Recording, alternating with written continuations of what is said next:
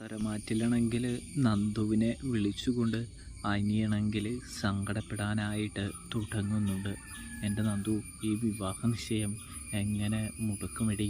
നിനക്ക് എന്തെങ്കിലും പറയാനുണ്ടോ?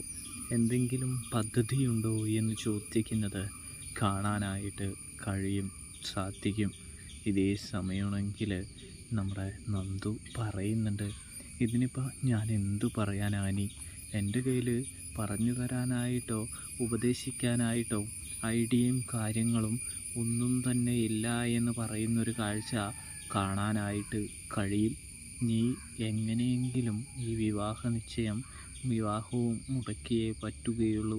അല്ലെങ്കിൽ നമുക്ക് ഒരുമിച്ച് ജീവിക്കാൻ സാധിക്കില്ല. ഇവിടെ എല്ലാവരും ആ വിവാഹത്തിന് സപ്പോർട്ടാണ്. ഞാൻ മാത്രമേ ഒറ്റപ്പെട്ട് നിൽക്കുന്നുള്ളൂ എന്ന് പറയുന്നതും സങ്കടപ്പെടുന്നതും കാണാനായിട്ട് കഴിയുന്നുണ്ട്.